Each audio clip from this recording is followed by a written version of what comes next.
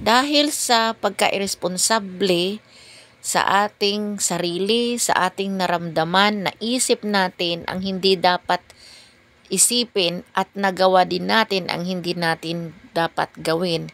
Kaya, imbis na mabawasan ang problema, nadagdagan pa.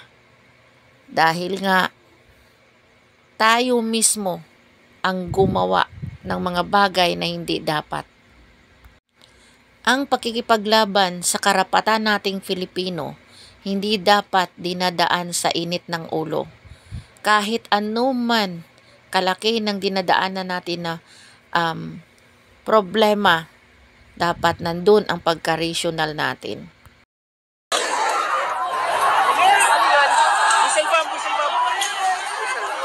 I have read this verse at Genesis 6 verse 5. It says here, "And God saw that the wickedness of man was great in the earth, and that every imagination of the thoughts of his heart was only evil continually." So guys, alam nyo ba, nakakalungkot? Kasi ito yun ngayon ang nangyayari. Dahil nga sa kasakiman.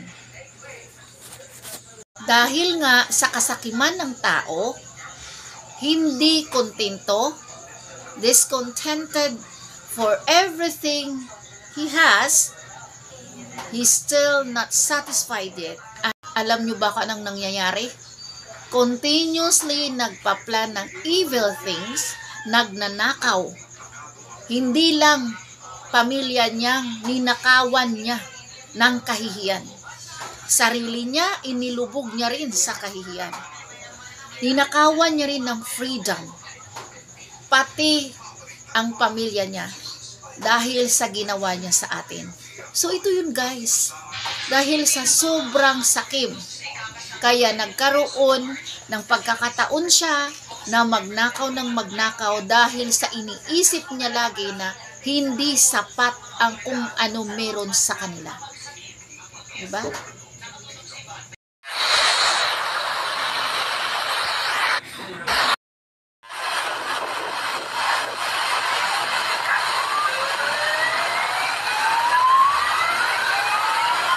Lumitaw sa bagong datos ng Bureau of Treasury na halos kalahating trilyong piso ang kulang sa pondo ng pamahalaan sa unang 3 buwan ng 2025.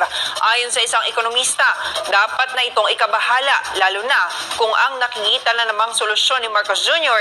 ay panibagong utang ng gobyerno. Sa daming mga problema na dapat haharapin nating mga sambayanang Filipino, trilyon na budget na wala. Baha, patuloy. Lalo na ngayon, super typhoon. Bumabaha ang iba't ibang parte ng Pilipinas. Nagrally kasi may pinaglalaban nga.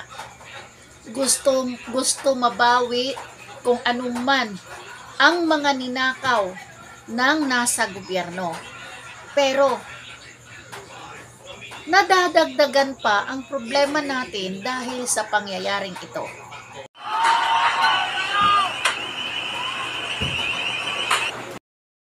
Anong klaseng utak nitong ating kapwa na yung traffic light na nanahimik yan dyan na mapakinabangan ng lahat na Pilipino, bakit sinira? Wala namang kinalaman yan sa flood control na budget. O sa mga taong nagnakaw ng budget na para sa ating gobyerno. Diba? Walang kinalaman yun. Aba, hindi man lang nag-isip na yan ay pera din natin ang pinangbili dyan para itayo yan. Ito rin. Oo, naintindihan ko na masama ang loob ninyo. Kahit ako, masama talaga ang loob ko sa ginawang pagnakaw ng kaban ng bayan. Kasi nga, hindi lang magulang, hindi lang lula, mas lalo ang future ng kabataan ang nakasalalay doon.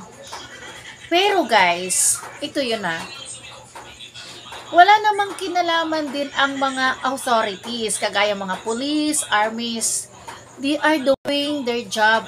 Kasi kung hindi naman nila susundin ang inuutos sa kanila, mawalan din sila ng trabaho, mawalan din sila ng ipapakain sa pamilya. Wala naman silang ginagawang masama doon, nakatayo lang. Bakit pagtatadyakan? Kumbaga, humarang sila doon kasi may pinoprotektahan sila na property. Ito kasi yon, hindi naman talaga maintindihan ng mga tao kung ano ang tungkulin ng mga pulis, military at mga security guard. Basta-basta na lang, parang akala ba ninyo, porkit sila ay tinayo dyan, kalaban na kayo? Hindi yon. Hindi lang buhay ng tao ang pinoprotektahan nila, kundi yung property. Anyway, yung property na pinoprotektahan nila ay atin din yon.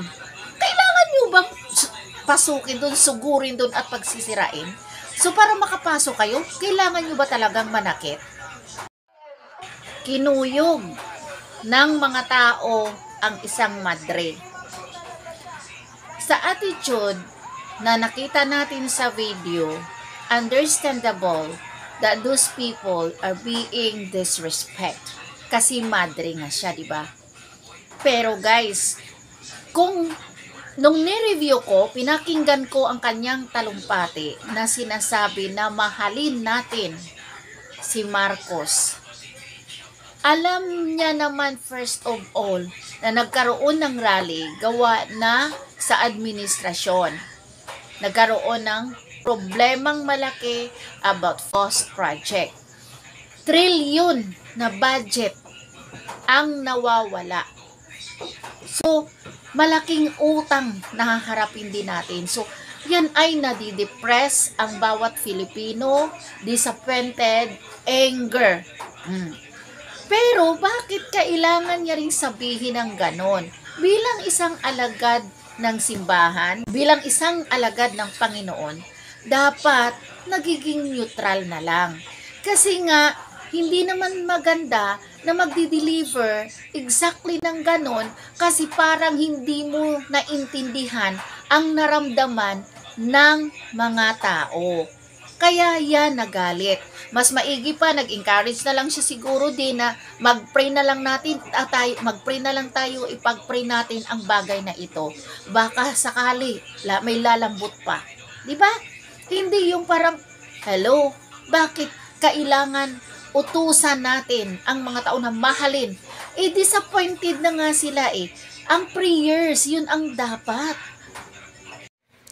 Dahil sa pagka-irresponsable sa ating sarili, sa ating naramdaman, naisip natin ang hindi dapat isipin at nagawa din natin ang hindi natin dapat gawin. Kaya, imbis na mabawasan ang problema, nadagdagan pa.